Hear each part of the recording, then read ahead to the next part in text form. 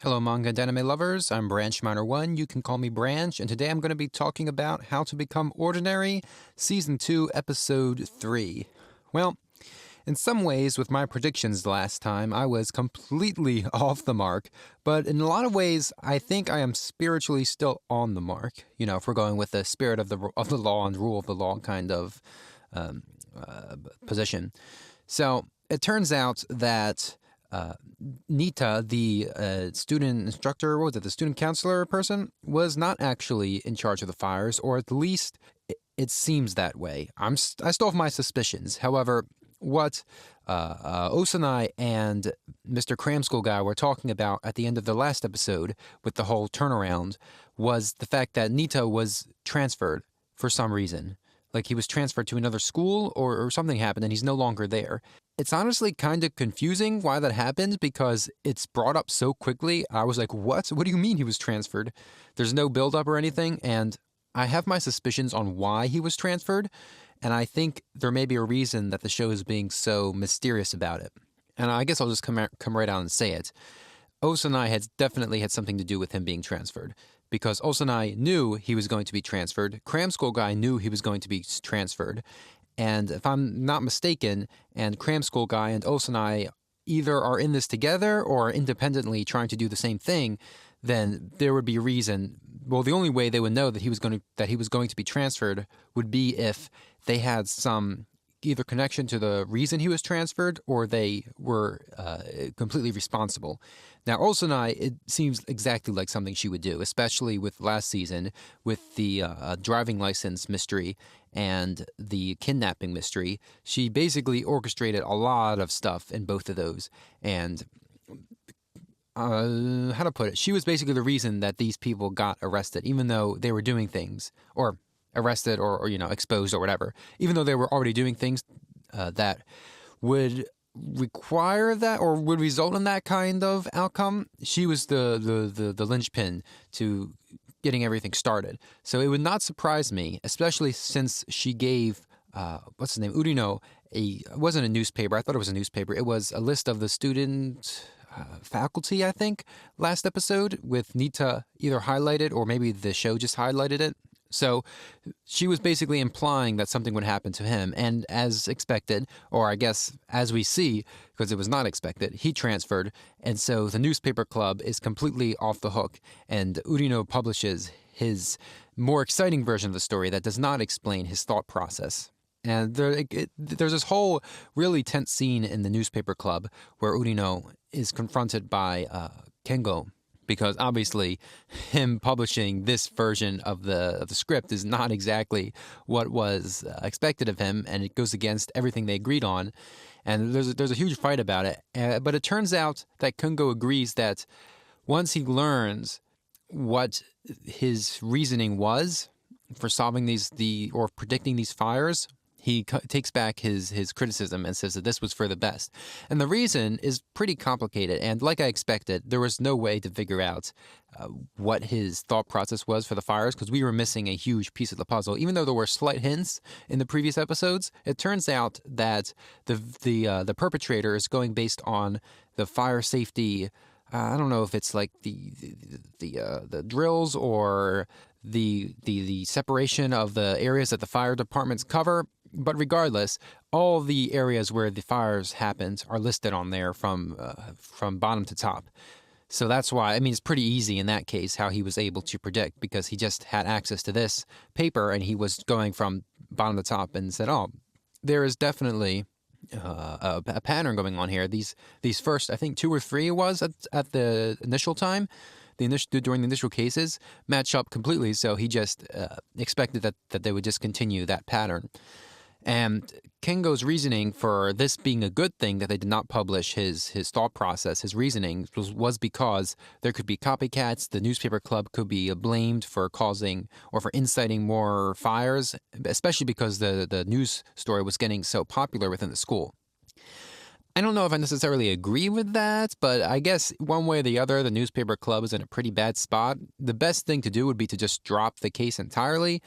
However, unfortunately, Urino is way too prideful and way too ambitious to go along with that direction for the future of the club. And because Kengo is not nearly this invested, and he realizes how dangerous, like not in a physical way, but how dangerous reputational wise being president of the newspaper club is, he steps down and gives it to Urino, or rather Urino and the other quiet guy. I want to say battle it out for the title, but I'm pretty sure Urino just pressured him into it, because that's the kind of person he is. And it's very interesting. Like the mystery is all fun and all, but what's really interesting is seeing Urino's descent into madness, to put it one way. And it's because he is so obsessed with making his name and leaving a mark and just doing something notable with his high school life that he's kind of losing sight of literally everything else. And it's interesting because he is the poster child for why Osanai and Kobato want to become ordinary. And I have a suspicion that this is basically a mirror of what happened to Kobato and Osanai in middle school, is that either one or both of them did something like this, where they followed their passions too hard and it basically collapsed in them. As we see, Urino he's rushing toward a very, very, very, very, very, very explosive end. I don't know what that will be, but we've had a preview what the consequences can be with the last time, especially because I don't think, depending on what he does in the next issue, he can really mess up the newspaper club's reputation and possibly get himself, I don't want to say expelled, because that's rather extreme, but definitely either suspended or harshly reprimanded. I really am interested to see, or rather, I'm really interested to see how exactly this all goes down. And we get a really good comparison with Osanai because there's two possibilities, because it's really difficult to read Osanai. She has either had enough with Urino and is basically saying, all right, you want to go this far, then so be it. Or Urino is doing exactly what she expected. And I think it might be the latter, because now we're going to come to my next theory. Now that I have more information, we know that Osanai is getting information from Monchi, the one who is in the newspaper club who's extremely against all this. And he's in her class. So I don't think there's any specific situation or relationship there. He's just in her class and he's really fed up with everything. So he's probably just complaining to Osanai. And Osanai is using this. If my suspicions about her getting Nita transferred are true, then she is using Urino to catch the culprit or to ensure that something happens regarding these fires. I don't know if catching the culprit is exactly the end goal here. It could be, because if the culprit burned the van, they might have something to do with that whole drug incident from last season. So she might be wanting to just close this case and catch the person who's responsible. I don't know. That seems a little too simple. And the way she acts, it's very interesting. She kind of pushes against Urino, but at the same time, in critical moments, she eggs him on, I want to say. Like Urino, I think Urino's desire to impress her at this point is basically, one step behind. It's not the primary objective he's going for, to say it in one way. He wants to prove himself. I don't know to who, to be honest. Osanai just kind of represents the fact that he wants to prove himself, but I don't think specifically Osanai is the only person he wants to prove himself to. Although it's strange because he's proven himself to the entire student population at this point. Everybody loves listening and reading his stories, and they all compliment him on it. Maybe he's just high on the fame. I don't know. But I do know is that he's definitely not putting any thought into his actions, or at least not as much as he should, to the consequences. He's just running full force, steam engine, open throttle, all the way to the finish line, and he's not going to stop till something literally crashes into him. And I have a feeling that's going to happen very soon. And speaking of things that might crash into him, we have Kobato coming in, finally getting involved in this case. I don't want to say seemingly out of nowhere. He has been in the background pretty much this whole season, but he's basically been learning a little bit here and there. And now that he's learned enough about the case, and he's talked to Kengo about it. Like I said last, or maybe in the first review, he's suspicious that Osanai is indirectly involved in starting these fires, like she's instigating somebody to do it, which would be more in line than her just starting them herself. But I don't think she's doing it. That's definitely, it's too extreme for her. Usually she gets somebody else to do it for her. Like, for example, in that drug incident, while she did incite the leaders of the gang to kidnap her so they would be caught, she didn't directly, I don't want to say it, she didn't directly incite them to cause harm for anybody but herself. I mean, technically they harm themselves by committing a crime, but that's basically as far as it went. These fires could very much have harmed somebody, especially that bus station fire where the bench was set ablaze, and that bus station was still in use. So I don't think she would be inciting somebody to commit this level of arson. Maybe the van might have been as far as it went, but past that point, I don't think she's directly involved. So I don't think she's actually directly involved in any of these. She just knows what's happening and probably knows who the culprit is. And Kobato has now basically uncovered the entire communication network, what's going on between the newspaper club and her and Urino. But apparently, this was the most wild thing to come out of this episode.